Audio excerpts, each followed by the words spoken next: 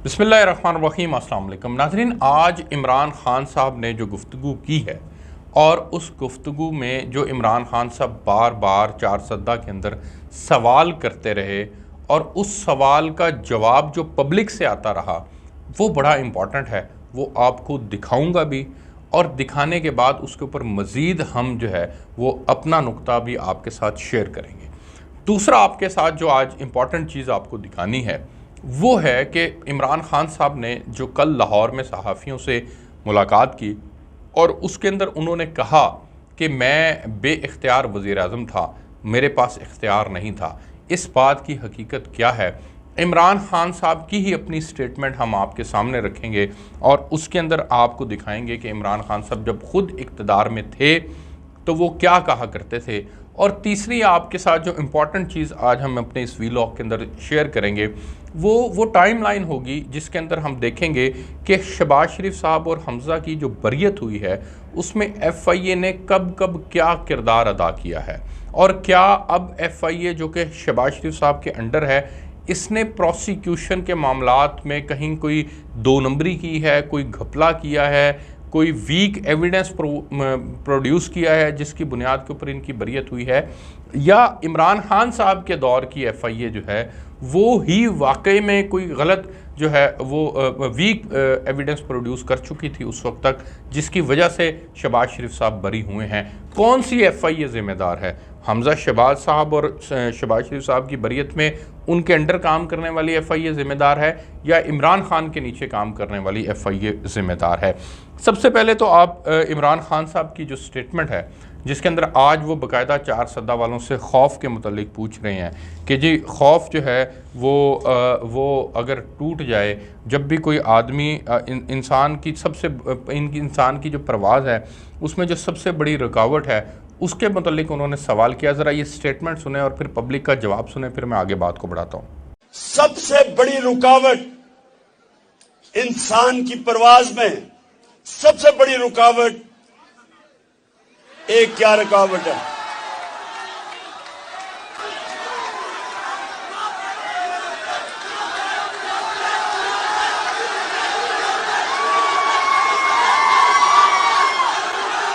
फिर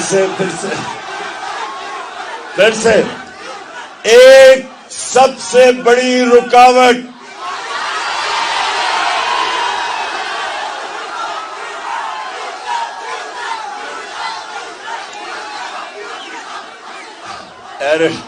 ये इमरान खान साहब की स्टेटमेंट आपने सुन ली और पीछे आपने नारे भी सुन लिए कि जनरल बाजवा के मुतालिक नारे लगते रहे हैं, बाजवा के नारे लगते रहे हैं। अब ये एक बदकिस्मती है, यहाँ GC लाहौर के अंदर भी ऐसा ही हुआ था कि इमरान खान साहब ने सवाल किया था और पूछा था कि इनको ये इम्पोर्टेड हुकूमत को मुसल्लत किसने किया, कौन अमरीकी साजिश के अंदर जो है वो हिस्सेदार है, कौन साथी है, तो पीछे से न्यूट्रल्स की आवाज़ लग रही थी।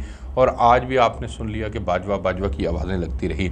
इमरान खान साहब जो हैं वो अगर ये कहते हैं कि जी उनके पास इख्तियार नहीं था और इख्तियार किसी और के पास था, तो इख्तियार से मुतल्लिक मैं वो पूरी टाइमलाइन आज आपके साथ शेयर करने लगा हूँ कि इमरान खान ने अपने दौर इक़्तिदार के अंदर रहते हुए कौन से ऐसे फ़ैसले किए जो इस्टेब्लिशमेंट को पसंद नहीं थे, लेकिन आपने अपने सर के ऊपर, अपने ज़ोर बाजू के ऊपर आपने किए, आप खड़े रहे अपने फ़ैसलों के ऊपर और फिर वही हुआ जो होना चाहिए था कि आपने अपने फ़ैसलों को मनवाया। आप पहले क्या कहते थे, अब क्या कहते हैं, ज़रा पहले की स्टेटमेंट सुनें। जो भी फैसला है जिम्मेदार मैं हूँ और मैं जिम्मेदार ऐसे हूँ कि कोई फैसला मेरे पूछे बगैर नहीं होता, डिबेट किए बगैर नहीं होता। अगर मुझे बाहर से ओपिनियन लेना पड़े मैं बाहर से ओपिनियन लेता हूँ। प्लीज एक चीज याद रखें कि ये कोई ऐसी चीज फैसला नहीं जो मैं नहीं करता। अब आपने ये स्टेटमेंट सुन ली। अब इमरान खान साहब की स्टेटमेंट जो उन्होंने सहाफ़ियों से बात की उसमें उन्होंने कहा है कि मैं एक बेख्तियार वज़ीर-ए-आज़म था, हुकूमत कोई और कर रहा था, इक़्तिदार एक्चुअल में किसी और के पास था। इमरान खान साहब उस्मान बुज़दार साहब के मुतल्लिक ये बच्चे को पता है कि इस्टेब्लिशमेंट कहती थी इनको पंजाब का वज़ीर आला ना लगाएं, लगा दिया तो हटा दे, लेकिन वो उस दिन तक वज़ीर आला रहे जिस दिन तक आपके पास इख्तियार था और आप भी वज़ीर-ए-आज़म थे, यानी आपके साथ ही वो इक़्तिदार से अलग हुए हैं और वो इक़्तिदार का हिस्सा रहे हैं। यानी आपने इस्टेब्लिशमेंट के ख़िलाफ़ फ़ैसला दिया, आप ताकतवर थे, आप वज़ीर-ए-आज़म थे, आपका इख्तियार चलता था, محمود خان صاحب کو آپ نے وزیر اعلیٰ لگایا، اسٹیبلشمنٹ اس کے اوپر بھی کہتی تھی کہ ان کو وزیر اعلیٰ نہ لگائیں۔ اس کے علاوہ آپ نے DGISI کو ہٹا دیا تھا صرف 8 ماہ کے اندر ہی۔ انہوں نے کرپشن کے متعلق ثبوت رکھے تھے، بات کی تھی اور منع کیا تھا آپ کو، لیکن آپ کو یہ بات اچھی نہیں لگی تھی، آپ نے اس وقت DGISI کو ریموو کیا تھا، اور یہ بات فوج میں انتہائی ناپسندیدگی سے جو ہے وہ دیکھی گئی تھی، لیکن اس کے باوجود آپ یہ فیصلہ کر گئے۔ اس کے بعد پھر اب کی بات کریں، پچھلے سال DGISI کی اپوائنٹمنٹ تھی، آپ نے 2 ماہ تک سمنی لٹکائے رکھی، آپ نے کہا میں انٹرویو کروں گا، میں یہ کروں گا، میں وہ کروں گا، اور پھر الٹیمیٹلی آپ نے جو ہے وہ پھر 2 ماہ کے بعد تقریباً پروسیس کمپلیٹ کر کے آپ نے اپنی مرضی کا DGISI لگوایا تھا۔ اس کے بعد آپ نے مخالفین کو پورے اپنے 3.5 سال کے اندر پوری طرح سے جو ہے وہ آپ نے ان کو کارنر کرنے کی کوشش کی۔ آپ نے آصف زرداری صاحب کو، آپ نے نواز شریف صاحب کو، حمزہ شہباز کو، شہباز شریف صاحب کو، شاہد خاقان عباسی کو، خواجہ آصف کو، احسن اقبال کو، رانا ثناء اللہ کو، مفتاح اسماعیل کو، آپ نے فریال تالپور صاحبہ کو، ان تمام لوگوں کو آپ نے جیلوں کے اندر ڈالا، اور آپ یہ سمجھتے تھے کہ یہ لوگ چور ہیں، ڈاکو ہیں، اور انہوں نے پاکستان کے اوپر جو ہے وہ باقاعدہ طور پر چوری ڈاکو کیا۔ وہ بعد میں ثابت ہوا یا نہیں ہوا، لیکن آپ کے پاس اختیار تھا، آپ نے اپنے اختیار کا مکمل استعمال کیا۔ صحافیوں کے اوپر آپ نے باقاعدہ طور پہ جو ہے وہ نہ صرف ان کی زبان بندی کی کوشش کی، بلکہ آپ نے ان کو آف ایئر بھی کروایا۔ چند موٹی مثالیں، طلعت حسین صاحب، حامد میر صاحب، ڈاکٹر دانش، اسد طور صاحب کو آپ نے پھینٹی لگوائی، آپ نے مطیع اللہ جان صاحب کو پھینٹی لگوائی۔ یہ چند موٹی مثالیں میں آپ کے سامنے رکھ رہا ہوں۔ اس کے علاوہ پھر آپ نے جو ہے وہ آٹا چینی اور ہاؤسنگ سوسائٹی کے سکینڈلز جو تھے، ان کے اندر جو ذمہ دار تھے، آپ نے ان کو کچھ نہیں کہا۔ ندیم بابر صاحب جو تھے پیٹرولیم والے، آپ نے ان کو کچھ نہیں کہا۔ ایک وقت تھا آپ کے وہ آپ کے مشیر تھے، اس کے بعد پھر آپ نے ان کو ریموو کیا، لیکن آپ نے کچھ نہیں کہا۔ آپ نے عامر کیانی صاحب کو کچھ نہیں کہا۔ آپ نے اپنے دور کے اندر کسی آدمی کو کچھ بھی نہیں کہا، بلکہ جہاں آپ کو موقع ملا آپ نے باقاعدہ طور پہ ملک ریاض صاحب جیسوں کو بھی جو ہے وہ ان کو جہاں پہ فیور دینی تھی آپ نے ضرور فیور دی۔ اچھا جی، پھر آپ توشہ خانہ کا معاملہ تھا، آپ نے توشہ خانہ کے اندر آپ کو گفٹ ملے، آپ نے وہ گفٹ گو کہ وہ ایک لیگل پروسیس کے تحت تھے، آپ نے سیل آؤٹ کر دیے مارکیٹ کے اندر، لیکن آپ کے پاس اختیار تھا تو آپ نے کیے نا، اگر آپ بے اختیار ہوتے تو کوئی آپ کو کیوں کرنے دیتا؟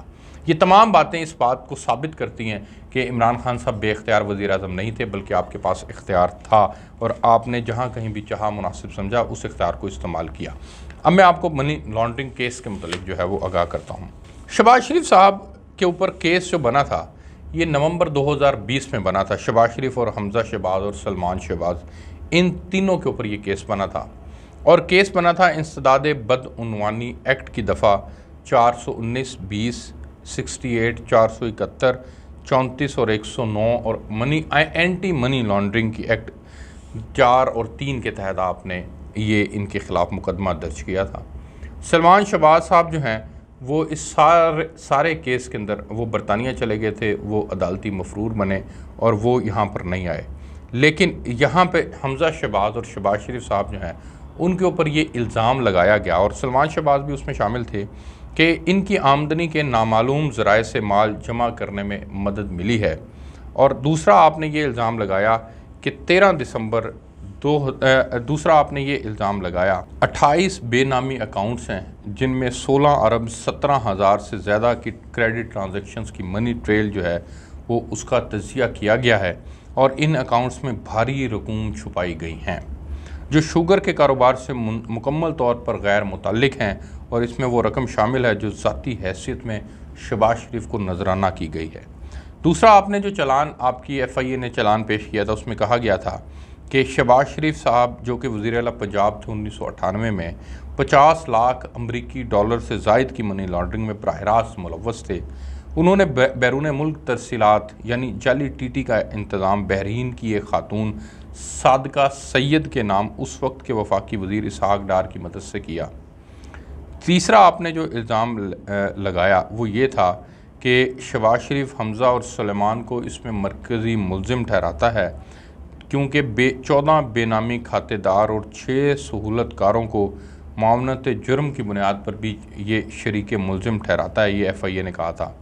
اور چلان میں کہا گیا تھا کہ تحقیقاتی ٹیم جو ہے وہ 28 بے نامی اکاؤنٹس کا سراغ لگا چکی ہے، اور جو 2008 سے 18 تک شہباز شریف فیملی کے چپڑاسیوں کلرکوں کے نام پر لاہور اور چنیوٹ کے مختلف بینکوں میں بنائے گئے تھے۔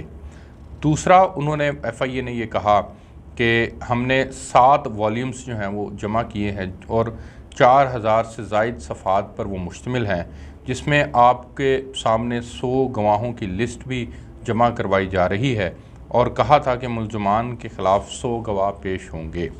اب ہوا ناظرین یہ کہ یہ کیس چلتا رہا نومبر 2020 سے اور آنورڈ کل تک۔ اب جب اس میں بریت ہوئی ہے اور اس بریت کے اندر جو ہے وہ 16 ارب روپے کی منی لانڈرنگ کا چلان جو ہے جو کہ بینکنگ عدالت میں جمع کروایا گیا تھا، اس کے اندر 1 روپیہ بھی ثابت نہیں ہو سکا اور وہ بریت ہو گئی ہے۔ اب یہ جج صاحب ہیں، اسپیشل سینٹرل کورٹ کے جج ہیں اعجاز اعوان صاحب، انہوں نے 31 صفحات پر مشتمل بریت کا فیصلہ لکھا ہے۔ انہوں نے لکھا کیا ہے، یہ بڑا امپورٹنٹ ہے، میں آپ کے ساتھ شیئر کرنے لگا ہوں کہ شہباز شریف اور حمزہ کے بے نامی اکاؤنٹس کو ثابت کرنے کے لیے 66 گواہان پیش کیے گئے، یعنی 100 کا لکھا گیا تھا، 66 پیش ہوئے۔ کسی گواہ نے حمزہ شہباز اور سلمان شہباز اور شہباز شریف کا نام نہیں لیا، اور نہ ہی کسی بینکر نے شہباز شریف اور حمزہ شہباز کے خلاف بیان دیا ہے۔ ایف آئی اے کوئی ثبوت نہیں دے سکا کہ یہ تمام بے نامی اکاؤنٹس شہباز شریف اور حمزہ شہباز آپریٹ کرتے تھے۔ کسی بھی بے نامی اکاؤنٹ سے شہباز شریف اور حمزہ کے اکاؤنٹ میں ایک دھیلا بھی ٹرانسفر نہیں ہوا۔ اس بات کا کوئی ریکارڈ نہیں جس سے ظاہر ہو کہ شہباز شریف اور حمزہ شہباز کے اکاؤنٹس میں براہ راست کوئی ٹرانزیکشنز ہوئی ہیں۔ عدالت کو جو ریکارڈ پیش کیا گیا وہ مکمل طور پر خاموش ہے۔ درخواست گزار نے کوئی فائدہ حاصل نہیں کیا۔ تحریری فیصلے میں شہباز شریف صاحب کے متعلق لکھا گیا ہے کہ کبھی بھی وہ رمضان شوگر ملز کے ڈائریکٹر اور شیئر ہولڈر نہیں رہے۔ پروسیکیوشن اس حوالے سے کوئی بھی ریکارڈ فراہم نہیں کر سکی ہے۔ جو تفتیشی افسر کے حوالے سے لکھا کہ موجودہ تفتیشی افسر نے اسلم زیب بٹ کوئی گواہ تھا، اس کا بیان جو ہے اس کے اوپر خود ہی اعتماد نہیں کیا۔ جب پروسیکیوشن خود ہی گواہ پر اعتماد نہیں کرتی تو قانون کی نظر میں اس گواہ کی کوئی حیثیت نہیں ہے۔ تفتیش کے دوران اسلم زیب بٹ نے بیان کیا کہ اس نے سلمان شہباز کے کہنے پر پارٹی آفس میں 2.5 لاکھ روپے جمع کروائے، بعد ازاں انہی کے کہنے پہ 10 لاکھ مزید جمع کروائے۔ اسلم زیب بٹ نے حمزہ شہباز یا شہباز شریف کے خلاف کوئی بیان نہیں دیا۔ الزام تھا کہ ملزم مسرور انور نے شہباز شریف کے کیش بوائے گلزار احمد کے اکاؤنٹ میں 4 بار ٹرانزیکشن کی۔ تفتیشی افسر اور پروسیکیوشن کو اس حوالے سے شواہد پیش کرنے کا موقع دیا گیا۔ تفتیشی افسر اور پروسیکیوشن ایسا کوئی شواہد نہیں پیش کر سکے جس سے الزامات ثابت ہوں۔ گواہ محمد توقیر نے بیان دیا کہ اس کا اکاؤنٹ CFO شریف کمپنی محمد عثمان کے کہنے پر کھولا گیا۔ تفتیشی افسر اس جوائنٹ اکاؤنٹ کی تفصیلات عدالت میں فراہم کرنے میں بھی ناکام رہا۔ چلان میں لکھا گیا کہ ملک مقصود کا اکاؤنٹ رمضان شوگر مل کے جنرل مینیجر عشرت جمیل آپریٹ کرتے تھے۔ پروسیکیوشن نے اس حوالے سے بھی کوئی دستاویزی یا زبانی شواہد فراہم نہیں کیے۔ مقدمے میں الزام لگایا گیا کہ مختلف سیاستدانوں، کنٹریکٹرز سمیت دیگر نے بے نامی اکاؤنٹس میں چیک اور رقم جمع کروائے، جبکہ پارٹی ٹکٹ کے لیے ایک سیاستدان نے 14 ملین جمع کروائے۔ پروسیکیوشن نے نہ ہی سیاستدان کا نام بتایا اور نہ ہی ان کنٹریکٹر کے نام بتائے۔ موجودہ کیس میں شہباز شریف اور حمزہ شہباز پر فرد جرم عائد نہیں ہو سکتی اور نہ ہی ان کو سزا ملنے کا امکان ہے۔ ایف آئی اے نے مقدمے میں 25 ارب کا الزام لگایا، تاہم چلان 16 ارب کی کرپشن کا جمع کروایا گیا ہے۔ ایف آئی اے نے بے نامی اکاؤنٹس کھلوانے کے دستاویزی شواہد کو چلان کا حصہ بنایا۔ اب سلمان شہباز رمضان شوگر ملز کے کم تنخواہ دار ملازمین کے سیلری اکاؤنٹ کے طور پر کھلوائے گئے تھے۔ اوپننگ فارم کے مطابق شہباز شریف اور حمزہ شہباز نے کسی اکاؤنٹ کے لیے کوئی اثر و رسوخ استعمال نہیں کیا۔ اب یہ ہے ناظرین وہ فیصلہ جو کہ جج اعجاز اعوان صاحب نے تحریر کیا ہے، اور اس میں انہوں نے حمزہ شہباز اور شہباز شریف صاحب کی بریت کے متعلق وہ تمام باتیں جو ہیں وہ یہاں پر ریکارڈ کا حصہ بنائی ہیں۔ یہاں میں ایک امپورٹنٹ چیز بتاتا چلوں کہ ہمارے کچھ ناقدین یہ کہہ رہے ہیں کہ ایف آئی اے چونکہ اس وقت شہباز شریف صاحب کے انڈر ہے تو وہ کس طرح اپنے ہی وزیر اعظم کے اوپر جو ہے وہ کیس کو آگے لے کے چل سکتی تھی، کس طرح سے یہ ممکن تھا۔ میں آپ کے سامنے یہ وضاحت کر دوں، یہ ہماری تحقیق ہے اور یہ اس کیس کی ٹائم لائن ہے کہ یہ تمام چیزیں جو ہیں وہ شہباز شریف صاحب سے متعلق اور حمزہ شہباز سے متعلق وہ سب چیزیں ایف آئی اے عمران خان کے دور کی ہیں، نہ کہ ان کی ہیں۔ ان کے وکیل نے کل باقاعدہ طور پر فیصلہ دینے سے پہلے عدالت سے استدعا کی تھی کہ ان کو بری نہ کیا جائے، اور چونکہ الزامات بہت بڑے ہیں اس کی تحقیقات کو مزید آگے پھیلایا جائے۔